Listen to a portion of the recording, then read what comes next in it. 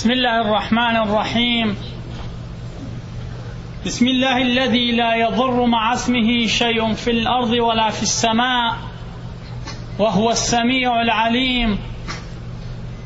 الحمد لله الذي خلق السماوات والأرض وجعل الظلمات والنور ثم الذين كفروا بربهم يعدلون. هو الذي خلقكم من طين ثم قضى أجلا وأجل مسمى عنده ثم أنتم تمترون.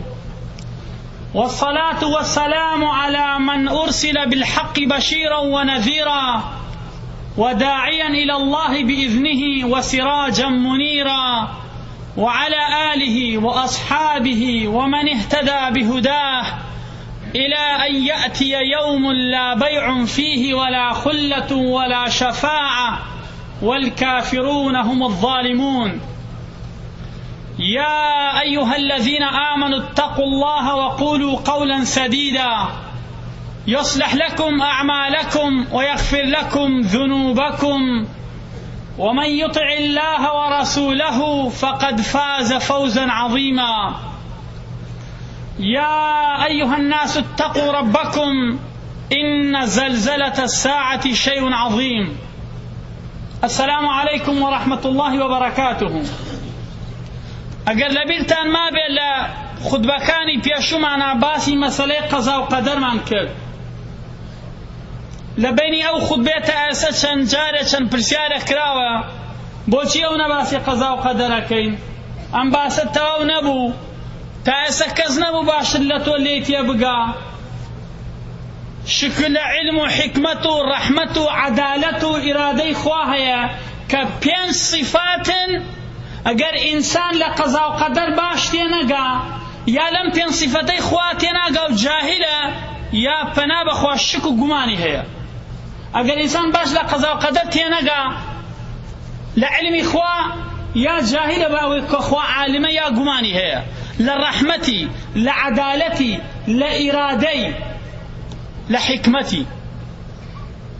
ئەخیر خودبە گەشتینە ئەوە وتمان هەر ئیشە ئینسان لە ژیانە بیکات، هەر کردارێ هەر جوڵەیە لەم سەرزەویان ڕوو ئەدات ئەبێ یا حکمەتێکی تیابێ یا ڕۆژی قیامەتێکێک محاسبەی بکرێت لەسەری و جەزا و سزایەکی بدرێتەوە. هەر ئیشە هەر جوڵەیە هەر تەغیرێ لەم کەونا ڕوادا لابد یا حکمەتێکی تیایە و کەس محاسبە ناکرێ، یا ئەبێ کەسێکی لەسەر محاسبە بکرێ و ڕۆژی قیامەت یا لە جەهەنەمە یا لە بەهەشتا نەتیجەی خۆی ببینێ.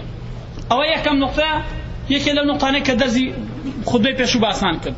دووهەم پێم وترا کە منە وتومە جوولەکە لە موسڵمان باشترن یا جوولەکە لە شیعە باشترن. سەر ڕوون یەکەمەوە مەسیحیەت لە ئەنجامی غەڵەت و تێنەگەشتنی لە مەسەلەی قەزا و قەدەر زاڵمێک و سوڵتانێک و قانونێک و مەلیکێکی زاڵمیە کردوە سێبەری خواوەیە و خوا داینەوە بێدەنگ بن. ئێمەش ئەمڕۆ تووشی هەمان مشکلە بووین. موسڵمان تووشی هەمان مشکلە ئەبێ کە غەڵەتێکەکەین کە زوڵمێک ڕۆداڵێن قەزا و قەدەرە، بەڵام کە چاکەیەکەکەین ئەڵێن هی خۆمانە، بەڵام غێرە موسڵمان هەر کامیان بێڵێ هی خۆمە. ئێمە کە غەڵەتێکەکەین ئەڵێن قەزا و قەدەرە، بەڵام غێرە موسڵمان ئەڵێ مایویستەی غەڵەتی خۆم بوو. بۆچی بۆ چاکەکەڵێن هی خۆمانە و زیرەکی و ئازایی خۆمانە، بۆ خراپەکەڵێن قەزا و قەدەرە. لەوا غێرە موسڵمان لە موسڵمان بەرامبەر بەخوا منسیفترە. بیخەنە ژیانی خۆتانە بیهێنن چی ڕوویاوە لە ژیانتا، لەوەی پەنجەیەک بریندار بووە تا لەوەی کوڕت یا کوچت کوژراوە، تووشی مشکلەیە بووە، ماڵوێران بووی، لابد ئەم شتانە غەڵەتی کەسێکی تایە بۆ یەکەنە پاڵی قەزا و قەدەر. ئەی بۆ کاتێ زیرەکێک و زەکاوەتێک و ئازایەکی لێ دەرەکەوە ناڵێ قەزا و قەدەراویش. خی گەورە لە قورئان ئەو باسەیەکە فەرمێ ئەگەر چاکە بووڵێ ئین لی عندەه للحوسنا، ئەمە هی خۆم و لای خۆش هەمتر باشترم هەیە. ئەگەر خراپە بوو بەلای کەمیەوە خوا تاوانبارەکە یەتە خواتە جاری وە هێڵە بە پێغەمبەرەوە هذه من عندك، ئەمە هی تۆیە. لەبەرەوە لەوە غێرە موسڵمان لە موسڵمان منسیفترە. وەک موسڵمانێکی تێنەگەشتوو موسڵمانێک کە تێبگات یەقینی هەیە چۆنە. نوقتەیەکی کەش کە باسمان کرد ئەویش ئەوەیە کاتێک کە مرۆڤ هەر ئیشێکەکە پێش ئەوەی بیکە ئەبێ وەڵامی چەند پرسیارێکی بداتەوە. وەکو باسمان کرد یەکەم ئەو ئیشە تۆیەکی چاکە یا خراپە، ئایا علمت هەیە لە عالمی خواوە. دووهەم نیەتت چییە لەو ئیشە؟ حکمت لەو ئیشە چییە؟ لە حەکیمی خواوە. سێ ئایا ئەزانی ئەو ئیشە نەتیجەکەی چییە؟ ئەگەر نەتیجەکەی باش بێ بە ڕەحمی خوا پاداش وەرەگری، ڕەحمەتی خوا. ئەگەر نەتیجەکەی خراپ بێ بە عەدالەتی خوا حەق هەیە عیقاب وەرگری، عەدالەتی خوا. ئایا بە زۆر پێت کرا یا خۆت کردت؟ ئیرادە، قودرەت. ئایا بە زۆر پێت کرا یا خۆت کردت؟ جا هەر ئیشەکەکەی ئەم پرسیارانە وەڵام بدەوە، ئەو وەختە بل الإنسان على نفسه بصيرة. زۆر یەقینی لە نەفسی خۆت کەوا وەڵاهی ئەم ئیشە خەتای خۆم بوو، قەزا و قەدەر نەبوو. ئەو نوقتانەشمان باس کرد کە هەر ئیشێک پێشەوەی بیکەیت وەڵامی ئەم کۆمەڵە پرسیارەی بدەوە کە وەڵامت یایەوە، ئەو وەختە سینەت ڕەحەتە، کەس تاوانبار ناکەی لە خۆوە، هەتاوەکو نزیکترین کەس لە خۆتەوە کەس تاوانبار ناکەی، خۆت تاوانبارەکەی. شەیتان لە قیامەتە هەڵڵێکی لە ئاخیر خیتابیا فلا تلوموني ولوموا أنفسكم. لۆمەی خۆتان کەن، لۆمەی من مەکەن. یەکێکی گەشت لەو شتانە کە وتمان کە ئینسان لە مەسەلەی قەزا و قەدەرا بێ بیزانێ ئەوەیە ئایا چۆن بزانی ئەم شتە قەدەرە مقەدەرە یا مقەدەر نییە. ئا لەو نوقتا وەستای ئایا چۆن بزانی شتێک ڕووەدا من دەسەبەم بۆ چاوم هەتا تۆ کەسێکە کوژی، هەتا کەسێک لە ئاوێکە ئاخن کێ تا ماڵێ وێرانە بێ. چۆن بزانی لەم بچووکترین شتەوە هەتاوەکو گەورەترین شت، چۆن بزانی ئەمە قەزا و قەدەرە یا ئەمە ئینسان اختیاری تایە؟ خودبێ ئەمڕۆمان لەوێوە دەست پێەکەین. جارە پێش ئەم شتە مەخلوقات خوای گەورە دروستی کردون دوو کۆمەڵن. بەشێکیان بە مصطلحی قورئانی پێ ئەوترێن مبتەلا، مختار، مبتەلا اختیاری پێدراوە تاقی ئەکرێتەوە کە ئینسانە. بەشێکی کان پێ ئەوترێن مجبەر یا مسەیەر، ئیجبار کراوە، مسەخەر کراوە، بەدەست خۆی نییە. غەیری ئینسان بە زۆری حیوانات و ڕووەک و ئەم کەونە هەموو وەسەخەر لەکم ما فی السەماوات و ما فی الأرض. ئەم دوو جۆرە جیا بکەینەوە لە یەک. ئەمە یەکەم. دوو کۆمەڵە قانون لەم کەونا خوای گەورە دایناوەکەوە لە علومە پێوترێ قوانینی فیزیایی بۆ ئینسان و بۆ غەیری ئینسان وەکو یەک تەطبیقە بێ بەسەریانە و ڕۆژی قیامەتیش محاسەبەی نییە. بۆ نمونە من برسیمە بێت، سەرمامە بێت، تێرە بم، تینومە بێت، خەوم لێ ئەکەوێ، لە خەو هەڵەسم، حیوانێکیش بە هەمان شێوەیە. لەوا ئینسان و حیوانات فەرقی نییە.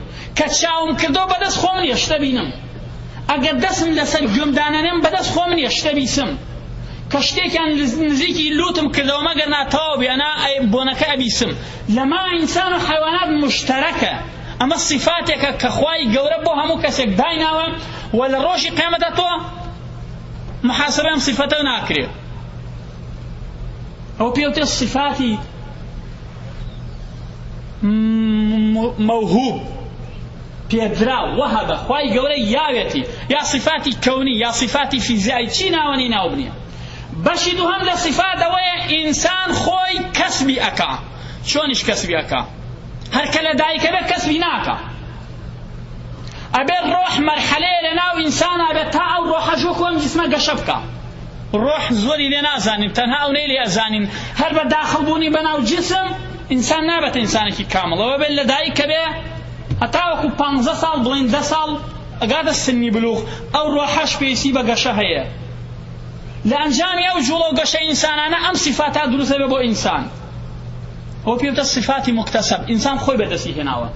من خۆم بەدەستی خۆم ئەو صفەتەم دروست کردەوە بە خۆم کە دووزمان بم، دز بم، درۆزن بم، پیاوکوش بم، وێرانکەر بم یا پیاچاک بم. خوا فەرزی نەکردووە بەسەر. و هەر ئەوەی کە خوای گەورە لە خصلەتی ئینسانە ئەوەی داناوە کە ئینسان ئەتوانێت دوو ڕێگە ببینێت، ئەتوانێت دوو احتیمال ببینێت. هەر ئەوە بەسە بۆی ئینسان مختارە، ئینسان خاوەنی ئیرادەیە.